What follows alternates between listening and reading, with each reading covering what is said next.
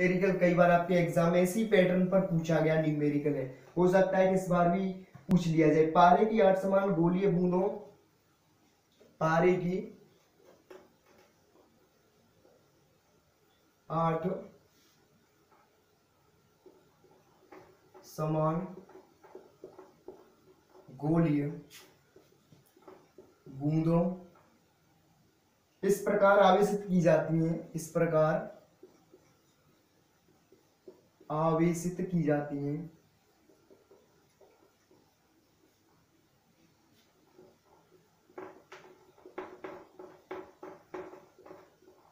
इस प्रकार आवेशित की जाती हैं कि उनमें से प्रत्येक पर, उनमें से प्रत्येक पर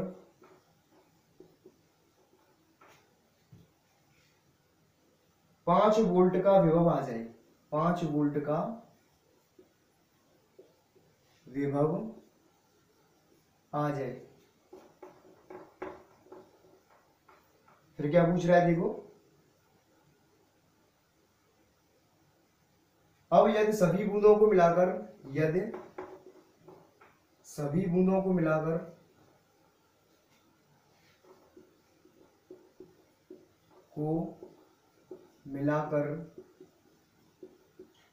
एक बड़ी बूंद बना दी जाती है, एक बड़ी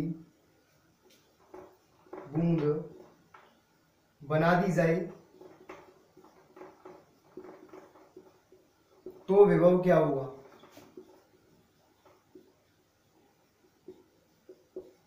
तो ये आपका न्यूमेरिकल है। न्यूमेरिकल इस तरीके से पूछे जाते हैं, आप इस न्यूमेरिकल के बाद रीड करें। पारे की 8 समान गोलीय बूंदों को इस प्रकार आवेशित किया जाता है कि उनमें से प्रत्येक पर 5 वोल्ट का विभव आ जाए। यदि सभी बूंदों को मिलाकर एक बड़ी बूंद का निर्माण किया जाता है या फिर बना दी जाए तो विभव क्या होगा? तो इसका एक फॉर्मूला आप डायरेक्टली याद रखें। कितनी बूंदे हैं? 8 बूंदे हैं, अर्थात बूंदों की संख्या कितनी है? 8 है।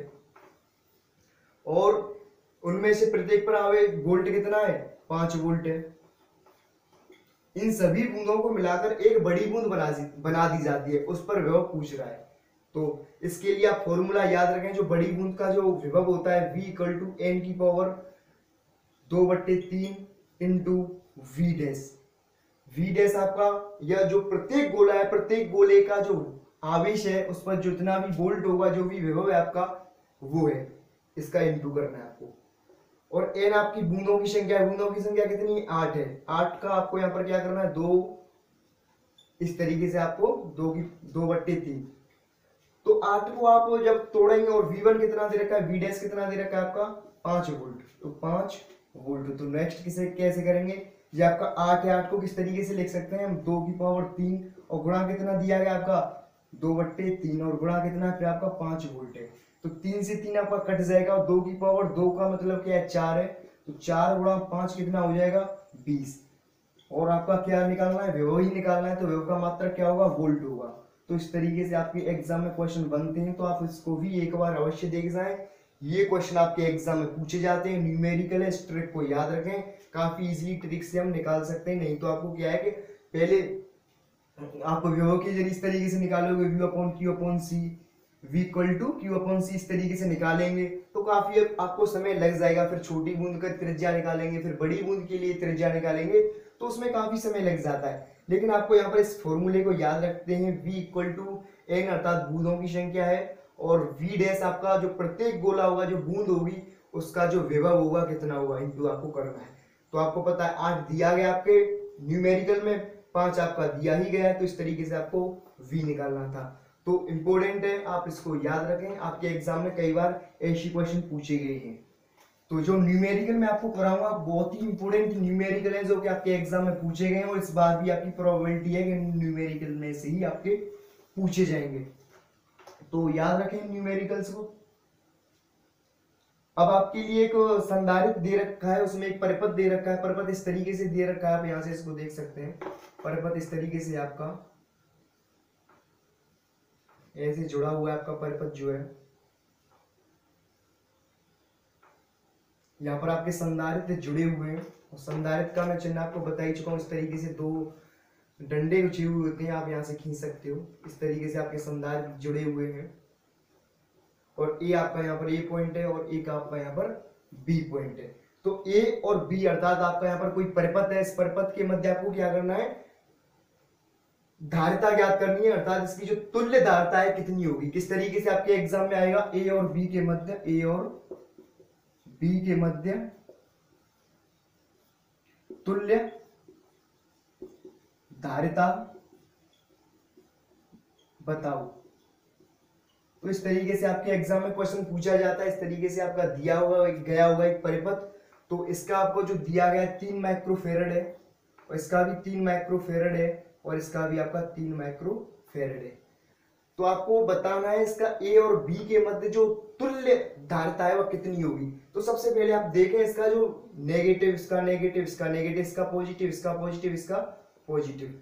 तो जब एक ही नेगेटिव नेगेटिव को एक ही पॉइंट से जोड़ देते हैं और जब जो दूसरी प्लेट का जो दूसरा सिरा होता है उसका जो पॉजिटिव पॉजिटिव होता है उसको दूसरे सिरे से जोड़ देते हैं, तो आपका कौन सा क्रम बनता है, वो आपका समांतर क्रम बन जाता है। 2 क्रम बनते हैं, एक समांतर क्रम और एक श्रेणी क्रम। तो यहाँ पर आपका समांतर क्रम दिया गया है। तो समांतर क्रम क्या होता है, जब आपका सी है अर्थात आपकी जो धारिता है जब समांतर क्रम में दी गई हो तो उसके लिए एक फॉर्मूला होता है, सी बराबर जो आपकी तुल्य धारिता होती है, तुल्य धारिता, और जितनी आपकी धारिता दी गई है उन सभी का योग उसके इक्वल होता है। तो इसकी एक धारिता C1, C2 और C3 अर्थात 3 धारिता दी गई है, C1, C2 और C3। माना कि C1 यह है, C2 यह है और C3 यह है। और जब आपका जो C है इस पूरे का जो आपका परिपथ है उसकी धारिता है, तो C1 आपकी कितनी है, 3 है और C2 कितनी आपकी 3 है, माइक्रोफेरेड लगा देंगे बाद में, और C3 कितनी है, वो भी 3 है।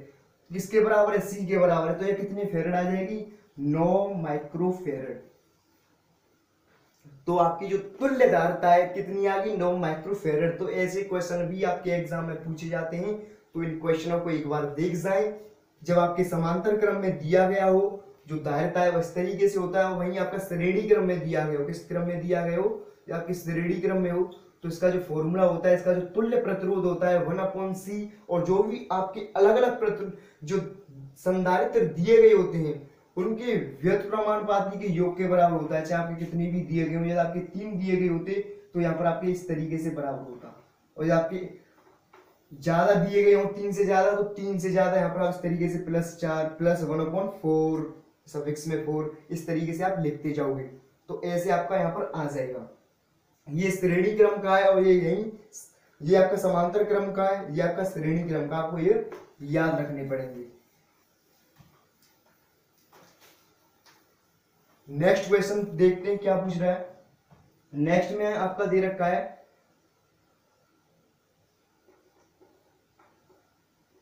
इस तरीके से आपका एक और संधारित्र दिया गया है और जिसकी आपको यहाँ पर तुल्य धारिता ज्ञात करनी पड़ेगी।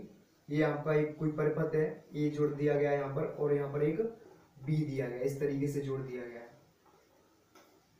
यहाँ भी आपको ए और बी के मध्य तुल्य धारिता ज्ञात करनी है। ये भी आपकी 3 माइक्रोफेरेड है और ये भी आपकी 3 माइक्रोफेरेड है और ये भी आपकी 3 माइक्रोफेरेड दी गई है, क्योंकि इसका जो मात्रक होता है फेरेड होता है। और तो क्या करना है आपको, ये किस क्रम में दिए गए हुए, श्रेणी क्रम में, क्योंकि इसका जो प्लस इसके माइनस से जुड़ा हुआ है। तो जब एक प्लेट का प्लस दूसरे प्लेट के माइनस से जुड़ा हुआ हो तो, और ऐसे ही नेक्स्ट दूसरी प्लेट का माइनस तीसरी प्लेट के प्लस से, और जो अंतिम वाला जो प्लस होगा एक सिरे से और जो दूसरे वाला जो लास्ट वाला जो पॉइंट होगा उसका जो माइनस सिरा होगा दूसरी पॉइंट से जुड़ा होता है, वो कौन सा क्रम होता है, आपका श्रेणी क्रम होता है। ये आपका श्रेणी क्रम में जुड़े हुए हैं ऊपर वाले, जो आपका समांतर क्रम में। तो सबसे पहले आपको इनको करना पड़ेगा, ये C1 मान सकते हैं इसे, और इसे C2 ले सकते हैं और इसे C3 ले सकते हैं। तो सबसे पहले आपको इनको करना पड़ेगा, ये किस क्रम में दिए गए, श्रेणी क्रम में। तो 1/c इसका फॉर्मूला क्या होता है, 1/c 1/3 + 1/3। तो ये पहले श्रेणी क्रम में दिए गए, तो सबसे पहले आपको ये दोनों करने हैं श्रेणी क्रम वाले। तो इसका क्या आ जाएगा, लास्ट अब 3 आ जाएगा, 2/3, और जबकि C का फाइनली जो आंसर आएगा 3/2, और 3/2 को आगे करेंगे तो 1.5 माइक्रोफेरेड। ये किसका आएगा, C का। यहाँ पर आपने मान निकाल दिया C। और अब आपका इस तरीके से परिपथ कैसे बन जाएगा, परिपथ आपका इस तरीके से हो जाएगा।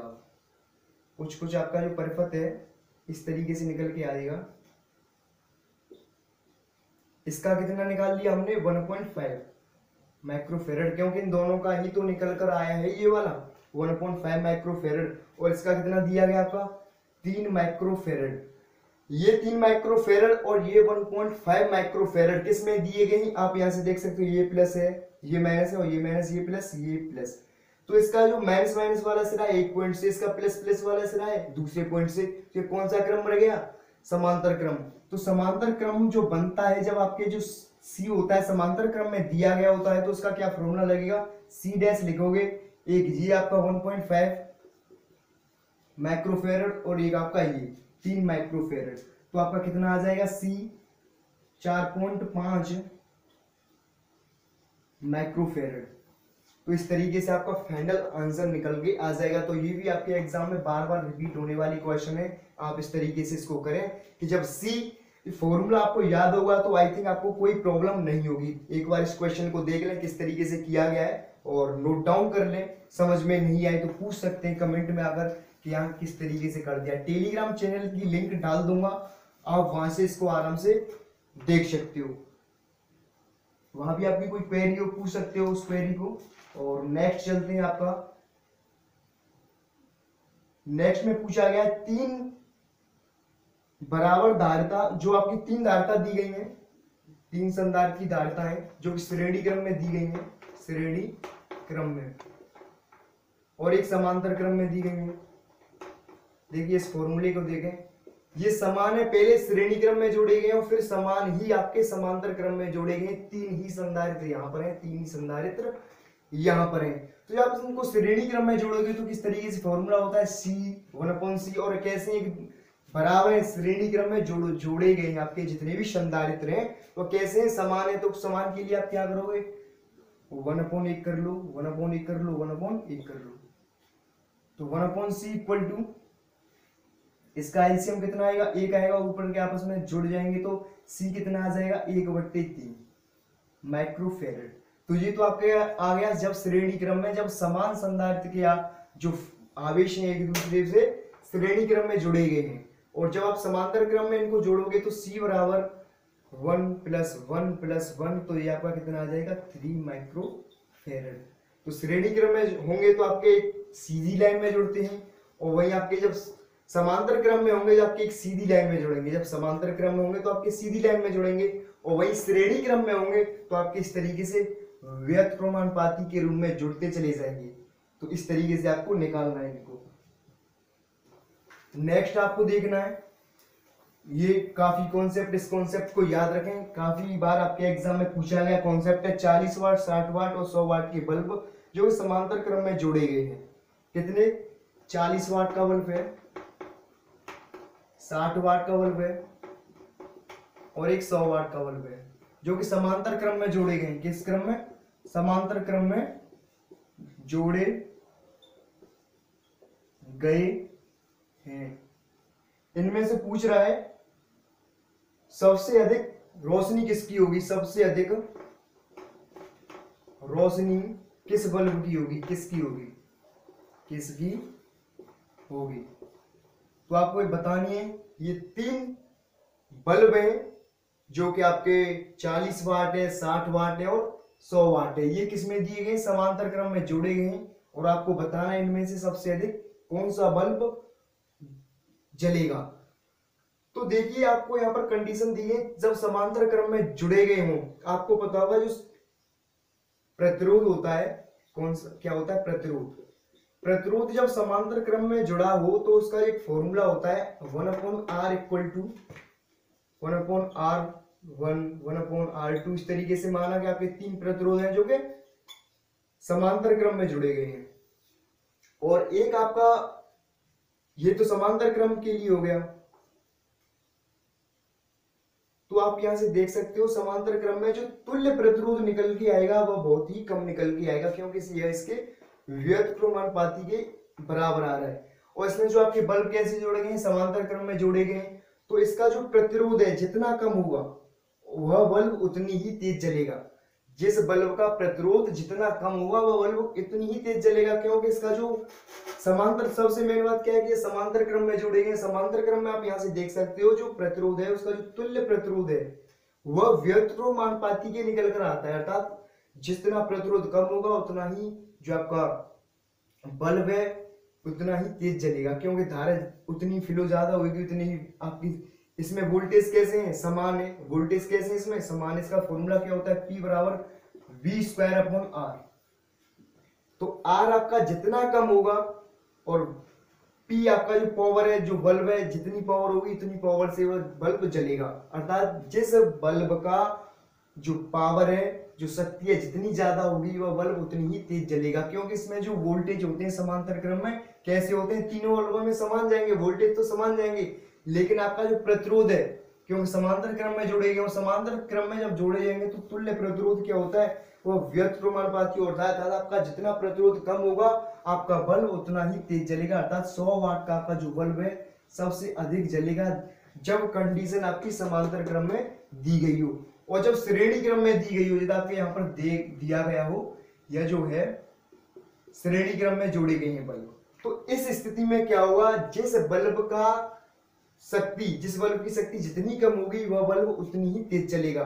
तो यहाँ पर देख सकते हो 40 वाट का बल्ब जिसकी शक्ति सबसे कम है, तो यह बल्ब सबसे तेज जलेगा किस, कौन सी स्थिति में, श्रेणी क्रम वाली स्थिति में, क्योंकि जो आपका रेसिस्टेंस होता है, रेसिस्टेंस जब आपके श्रेणी क्रम में जोड़े जाते हैं तो इस तरीके से आपका जो तुल्य प्रतिरोध निकल के आता है R1 plus R2 plus R3, अर्थात इसका जो तुल्य प्रतिरोध होता है उसके जितने भी प्रतिरोध दिए गए होते हैं उनके तुल्य प्रतिरोध के अनुक्रमानुपाती होता है, अर्थात जिसका प्रतिरोध जितना ज्यादा होगा वह बल्ब क्या होगा, इतना ही तेज जलेगा। तो इस तरीके से आप देख सकते हैं इसका जो प्रतिरोध है सबसे ज्यादा इसका ही होगा, क्योंकि सबसे कम वाट का कौन सा बल्ब है, ये वाला बल्ब है। तो श्रेणी क्रम में कौन से बल्ब सबसे ज्यादा जलेगा, 40 वाट वाला बल्ब, क्योंकि इसमें आपका जो वोल्टेज है बदल जाएगा और जो आवेश है समान आएंगे। तो आप इसको याद रखें, जब आपके समांतर क्रम में जोड़े गए बल्ब हों तो 100 वाट का सबसे ज्यादा जलेगा, और वही श्रेणी क्रम में जोड़े गए हों तो आपका 40 वाट का, अर्थात जिस बल्ब की शक्ति जितनी कम होगी वह बल्ब उतनी तेज चलेगा जब श्रेणी क्रम में जोड़े गए हों। तो ये आपको याद रखना है, कई बार आपके एग्जाम में पूछा गया है। और जो नेक्स्ट है, नेक्स्ट पॉइंट आप देख सकते हैं, नेक्स्ट जो न्यूमेरिकल है, 1 किलोवाट घंटा में कितने जूल होते हैं। तो ये भी क्वेश्चन काफी बार पूछा गया है, 1 किलोवाट घंटे में कितने जूल होते हैं। तो ये आपको 1 किलोवाट घंटा डायरेक्टली इसका, तो देखिए ये क्या आपका 1 किलोवाट, तो 1 किलोवाट में यहाँ पे देख सकते हैं जो 1 किलो है ये, और ये क्या है, एच आपका यहाँ पर कौन किसको रिप्रेजेंट कर रहा है, घंटे को प्रेजेंट कर रहा है। तो इस घंटे को सबसे पहले क्या करना है आपको, सेकंड में कन्वर्ट कर लें। तो 1 घंटे में 60 मिनट, और 60 मिनट में आपके कितने सेकंड होंगे, 60 इंटू 60, तो कितने सेकंड आ जाएंगे आपके, 3600 सेकंड आएंगे। तो ये आपका, ये तो एच वाला निकल के आ गया, और वही जो KW है किलोवाट है, और इसे किलो में कन्वर्ट करेंगे तो ये किसके बराबर होता है, 1 किलो के, 1 किलोवाट इस तरीके से आएगा आपका। तो जब आप इसका मल्टीप्लाई करोगे 1 किलोवाट घंटे के, तो 1000 को हम किस तरीके से लिख सकते हैं, 10 की पावर 3 इंटू इसको किस तरीके से लिख सकते हैं, 36 गुणा 10 टू दी पावर 2। तो इसका आंसर कितना आएगा, 36 गुणा 10 टू दी पावर 5। और इसे ऐसे न लिखकर एक स्थान बाद पॉइंट लिख देते हैं, 3.6 इंटू 10 टू दी पावर, यहाँ पर एक स्थान बाद पॉइंट लगोगे तो यहाँ पर एक घात बढ़ जाएगी। तो इतने आपके जूल होते हैं 1 किलोवाट घंटे में, ये आपको याद रखना है, काफी इंपोर्टेंट है, एग्जाम में पूछा गया है कई बार कि 1 किलोवाट घंटे में कितने जूल होते हैं, तो आपको इतने जूल लिखने हैं, 3.6 into 10 to the power 6 joule. Next आपका एक रेसिस्टेंस दिया गया है, रेसिस्टेंस का आपको तुल्य प्रतिरोध निकालना पड़ेगा, जैसे मैंने आपको अभी बताया था जो तुल्य धारिता होती है किस तरीके से निकाली जाती है, ऐसे ही आपको यहाँ पर तुल्य प्रतिरोध निकालना है। तो आपका एक परिपथ दिया गया है,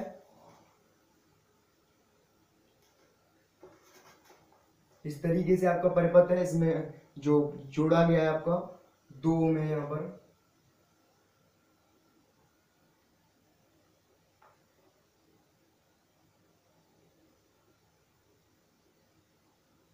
यहाँ पर एक पॉइंट एक है और दूसरा पॉइंट बी है। ये 2 ओम है और ये भी 2 ओम है। आपको यहाँ पर बताना है इसका जो तुल्य ओम होगा, अर्थात इसका जो तुल्य प्रतिरोध होगा, ए और बी का जो तुल्य प्रतिरोध होगा कितना होगा। तो सबसे पहले आप इसको देखें, ये वाला पॉइंट और ये वाला पॉइंट, ये दोनों किस में जोड़े गए हैं, समांतर क्रम में जोड़े गए। और जब आर अर्थात आपका जो प्रतिरोध है, कौन प्रतिरोध, जब श्रेणी क्रम में जोड़ा गया, समांतर क्रम में जोड़ा गया, किस क्रम में जोड़े गए, ये समांतर क्रम में जोड़े गए हैं, समांतर क्रम में। तो कैसे लिखते हैं इसे, 1/r और 1/2 प्लस 1/2, तो कितना आएगा 1/r बराबर 1/2 और 1/2 आप जब जोड़ेंगे तो कितना होगा 1 होगा और r बराबर कितना आ जाएगा 1 आ जाएगा। तो ये तो इन दोनों का कितना निकल के आ गया, 1 निकल के आ गया, जी समांतर क्रम में जोड़े गए हैं। अब इस तरीके से आपका परिपथ कैसे हो जाएगा, इन दोनों का कितना 1 है, अर्थात आपका जो ए है यहाँ पर 2 ओम है और ऐसे ही आपका यहाँ पर एक कितना निकल के आया, इन दोनों का 1 ओम है। अब ये किस क्रम में जोड़ेंगे, आप यहाँ से देख सकते हो, इसका जो माइनस है इसका प्लस है, इसका माइनस है इसका प्लस है, एक का प्लस दूसरे का माइनस से जुड़ रहा है, जबकि एक का जो एंड है माइनस से हो रहा है और दूसरे का एंड प्लस से हो रहा है, तो ये किस क्रम में हो जाएंगे, श्रेणी क्रम में। और जब आर अर्थात आपका जो प्रतिरोध है श्रेणी क्रम में जुड़ा हुआ हो तो इस तरीके से आपका जुड़ता है, R = R1 + R2 R3, इस तरीके से आपका जुड़ जाता है। तो आपके यहाँ पर कितने दिए गए, केवल 2 दिए गए हैं, तो R1 और R1 कितना आपका 2 है और R2 कितना है 1 है, तो कितना ओम हो जाएगा 3 ओम हो जाएगा। तो इस तरीके से इसका जो फाइनल आंसर है कितना निकल के आएगा, अर्थात ए और बी जो परिपथ है आपका ए और बी, इसके मध्य का जो तुल्य प्रतिरोध है कितना होगा 3 ओम। तो इस तरीके से आपको ये क्वेश्चन करने हैं।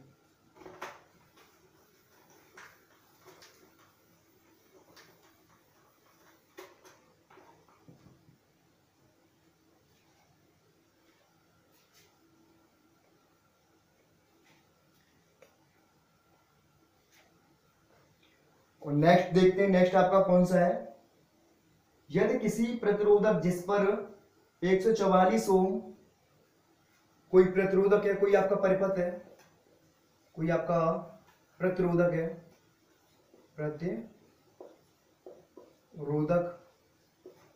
जिस पर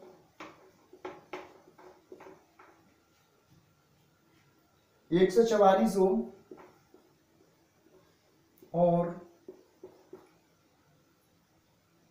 0.25 वोल्ट, कितना लिखा है 0.25 वोल्ट, 0.25 लिख सकते हैं इसे, 0.25 वोल्ट लिखा गया है। इसका वोल्टेज आपको ज्ञात करना है, अंकित है, कोई आपका इतना दिया गया है, अंकित है। वोल्टेज आपको ज्ञात करने हैं, कितने वोल्टेज होंगे। तो यहाँ पर आपका ओम दिया गया तथा आर आपकी दी गई है, साथ में पी आपका यहाँ पर दिया गया है। तो आपको V की वैल्यू निकालनी है, तो एक फॉर्मूला आपको याद होगा, जो P बराबर होता है पावर V²/R। यहाँ पर ये फॉर्मूला आपको याद रखना है। इस फॉर्मूले के थ्रू ही हम कई फॉर्मूले निकाल सकते हैं, क्योंकि R बराबर क्या होता है V/I होता है। तो यहाँ पर अलग अलग, जैसे आप V की वैल्यू यहाँ से निकालोगे तो R के जवाब I दी गई होती, यहाँ पर धारा दी गई होती, यदि आपका ये नहीं दिया गया होता, धारा दी गई होती और रेसिस्टेंस निकलवाता तो रेसिस्टेंस निकाल सकते थे। आपकी यहाँ पर पावर कितनी दी गई है 0.25 वाट। आर कितनी दी गई है आपकी यहाँ पर, आर प्रतिरोध कितना है 144 ओम, कितना दिया गया 144 ओम। आपको निकालना क्या है, V आपको यहाँ पर निकालना है, अर्थात वोल्टेज आपको निकालनी। P की वैल्यू कितनी है 0.25 बराबर V²/R। R कितना आपका 144 है और आप 144 का गुणा इसमें करोगे तो कितना आएगा 144 गुणा 0.25 = V² है इसके ऊपर। जैसे आप स्क्वायर, यहां से आपको इस स्क्वायर को हटाना है, इधर अंडर लगाना है, तो कैसे लिखोगे अंडर में इसका जो स्क्वायर ऑफ रूट कितना होगा 12 होगा, इसका कितना होगा 0.5 होगा, तो 12 गुणा 0.5 = V। ये किसके बराबर आ जाएगा, 12 पंजे आपके 60 आएंगे और एक स्थान बाद पॉइंट है, तो कितना आएगा आपका 6। तो 6 वोल्ट आपका आंसर निकल के आ जाएगा।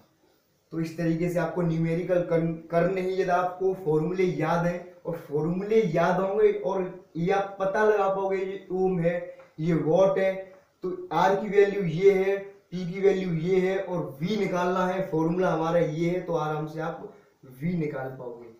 तो सिंपल फॉर्मूले के जरिए आप आसानी से निकाल सकते हो। नेक्स्ट चलते हैं।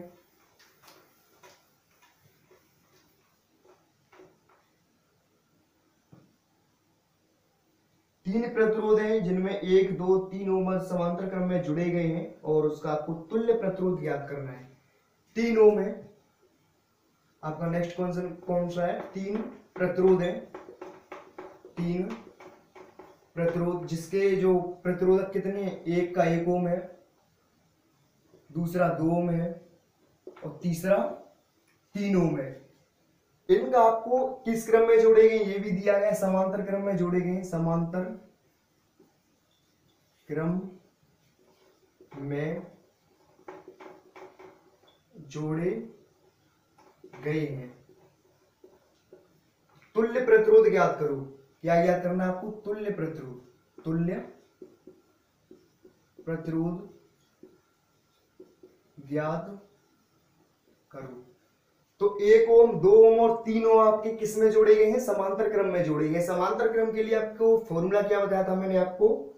R बराबर क्या होगा? R बराबर जब प्रतिरोध आपके किसमें दिए गए हो? समांतर क्रम में जुड़े गए हो, तो किसके बराबर होता है? 1/R बराबर जितने भी आपके प्रतिरोध दिए गए हैं उन सबको आपको व्युत्क्रमानुपाती क्रम में जोड़ते चला जाना है। ये कितना? 1 ओम होता है और ये कितना है? 2 ओम है और ये कितना है?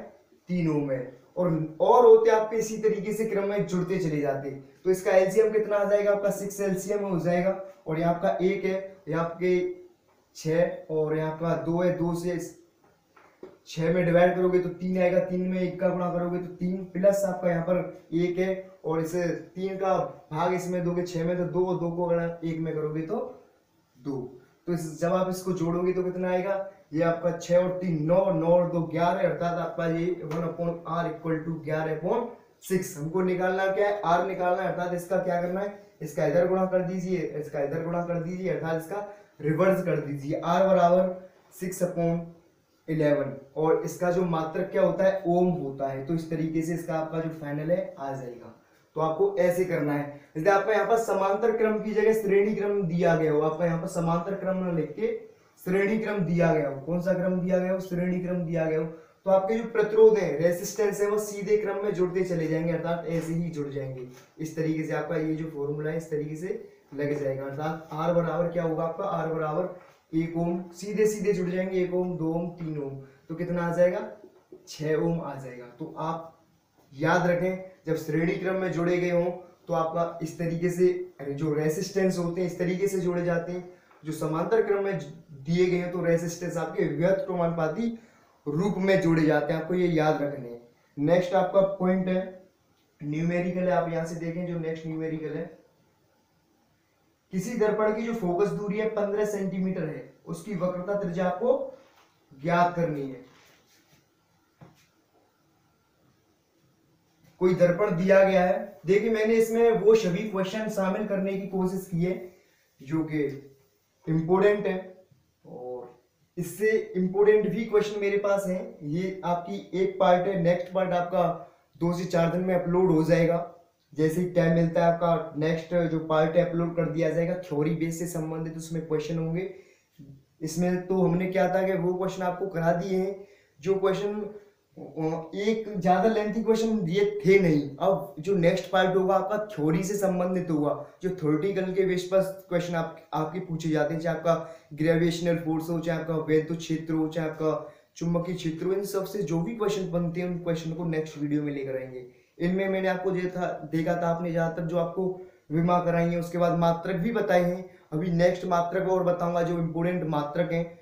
और न्यूमेरिकल में आपको बता रहा हूँ, वन लाइनर आपके न्यूमेरिकल है और ऐसे ही न्यूमेरिकल आपके एग्जाम में पूछे जाते हैं। ज्यादा हार्ड आपके एग्जाम में न्यूमेरिकल नहीं आते। ग्रेविटी से संबंधित न्यूमेरिकल नेक्स्ट वीडियो में लेकर आएंगे जो कि बहुत ही इंपोर्टेंट है। तो नेक्स्ट चलते हैं। आपका जो नेक्स्ट न्यूमेरिकल है, किसी दर्पण की जो फोकस दूरी है 15 सेंटीमीटर है। कितनी है? किसी दर्पण की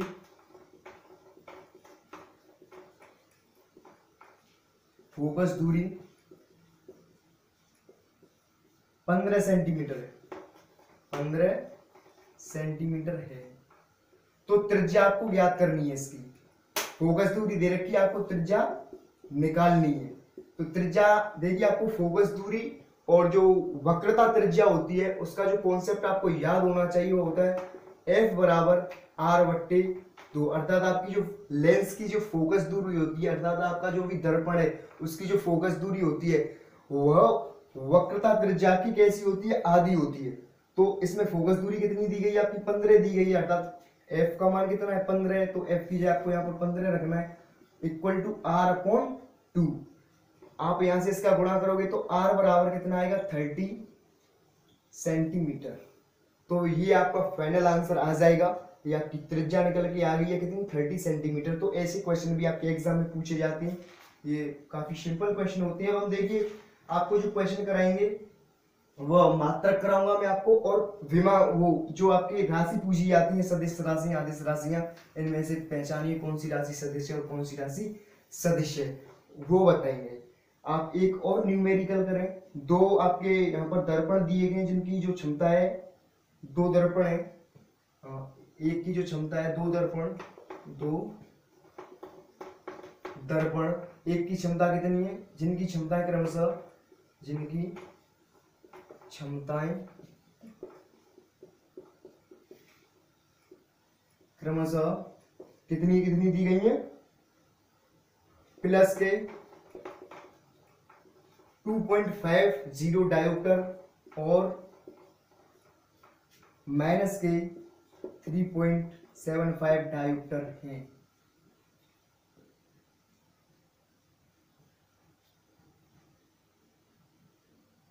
तो आपको फोकस दूरी निकालनी है, ये आपस में मिलाकर रखे गए हैं, तो आपको फोकस दूरी ज्ञात करनी है। फोकस दूरी बताओ, या ये दो दर्पण है जो आपके आपस में मिला दिए गए हैं, मैंने पूरा क्वेश्चन उतारा नहीं है, और ये फोकस दूरी आपको यहाँ पर ज्ञात करनी है। फोकस दूरी ज्ञात करो, तो आपको फोकस दूरी बतानी है। तो दो दर्पण जिनकी क्षमता कितनी है, क्षमता को किससे शो करते हैं, P से। तो एक दर्पण की क्षमता कितनी होगी, P1 होगी, कितनी होगी, प्लस के 2.50 डायोप्टर। लेंस की क्षमता का मात्रक याद रखें, लेंस की क्षमता का मात्रक कई बार एग्जाम में पूछा गया है, लेंस की क्षमता का मात्रक डायोप्टर होता है, जबकि जो फोकस दूरी हो वो आपकी मीटर में दी गई हो। तो इस तरीके से आपको याद रखना है, लेंस का जो क्षमता होती है, क्षमता का जो मात्रक होता है वो डायोप्टर होता है। P2 कितना है आपका, P2 है माइनस के डायोप्टर। तो जो भी आपका जितने भी लेंस हो और ये आपस में क्या होते हैं, जोड़ दिए जाते हैं, तो आपको ये जोड़ देने हैं दोनों। इसका जो समतुल्य आपकी जो क्षमता निकल कर कितनी आएगी, P बराबर P1 प्लस P2। ये आपस में जुड़ जाएंगे तो P1 का मान कितना आपका 2.50 डायोप्टर प्लस के हैं, और ये माइनस के 3.75 डायोप्टर। तो ये संख्या बड़ी है, ये संख्या वैसे देखा जाए तो वैसी संख्या छोटी है क्योंकि माइनस चिन्ह लगा हुआ है, लेकिन इसमें से जब आप इसे घटाओगे तो कितना आएगा आपका, माइनस के 1.25 डायोप्टर, अर्थात P की वैल्यू आ गई आपकी 1.25 डायोप्टर माइनस की। और इसकी देखिए इसमें रिलेशन क्या होता है, जो लेंस की क्षमता होती है और साथ में जो आपका लेंस की फोकस दूरी होती है, उनमें जो रिलेशन होता है एक दूसरे के रिवर्सिबल होते हैं, अर्थात जो लेंस की क्षमता होती है फोकस दूरी के व्युत्क्रमानुपाती होती है। तो आपका जो फोकस दूरी निकालनी है, लेंस की क्षमता आपके पास है ही, तो फोकस दूरी का फॉर्मूला क्या होगा, F बराबर 1/P। F बराबर 1/P। F आपकी यहाँ पर क्या है, लेंस की फोकस दूरी है। F आपकी यहाँ पर क्या है, लेंस की फोकस दूरी है, और P यहाँ पर आपने निकाला है, जो P है आपका इनका तुल्य क्षमता निकल के आई है। तो कितना है, 1/- के डायोप्टर। तो जैसे ही आप इसे करोगे तो नेक्स्ट कैसे करेंगे, ये 1.25 है, इस पॉइंट को हटाओगे तो इधर ऊपर 100 आ जाएगा और 125 इधर आ जाएगा।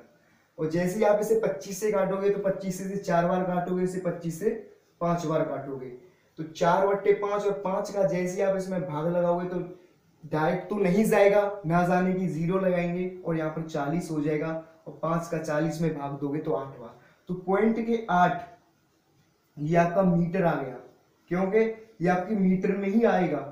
जो आपकी फोकस दूरी का जो मीटर में दी गई हो, जब आपकी फोकस दूरी है वो मीटर में दी गई हो, और आपकी जो लेंस की क्षमता है इसका जो मात्रक है तभी डायोप्टर में आता है। तो ये आपकी फोकस दूरी किस में आ गई, मीटर में। यदि आप इसे सेंटीमीटर में कन्वर्ट करना चाहते हो तो माइनस क्या आ रही है, आपको मैं माइनस का भी बताऊंगा इसमें माइनस का क्या मतलब है। तो माइनस के 0.8 मीटर आपकी कितनी आ गई, दूरी आ गई। इस दूरी को सेंटीमीटर में बदलोगे, मीटर को क्या करेंगे, इसमें 100 का गुणा कर देंगे तो कितना आ जाएगा, 80 सेंटीमीटर माइनस के। तो माइनस चिन्ह हमें यह दर्शाता है जो आपका लेंस है वह अवतल लेंस है, क्योंकि अवतल लेंस की फोकस दूरी ही ऋणात्मक होती है, जब उत्तल लेंस की फोकस दूरी धनात्मक होती है। कई बार आपके एग्जाम में पूछा गया है, तो इस पॉइंट को याद रखें। जो अवतल लेंस होता है, अवतल लेंस की फोकस दूरी ऋणात्मक होती है और उत्तल लेंस की फोकस दूरी धनात्मक होती है। ये भी पूछ सकता था आपको, ये क्वेश्चन तो दिया गया, साथ साथ में ये भी पूछ सकता था निम्नलिखित में से कौन सा लेंस प्रदर्शित होगा, या तो फिर अवतल लेंस या फिर उत्तल लेंस। तो आप आराम से बता सकते हो, क्योंकि आपकी जो फोकस दूरी ऋणात्मक आ रही है, तो ऋणात्मक फोकस दूरी किसकी होती है, अवतल लेंस की।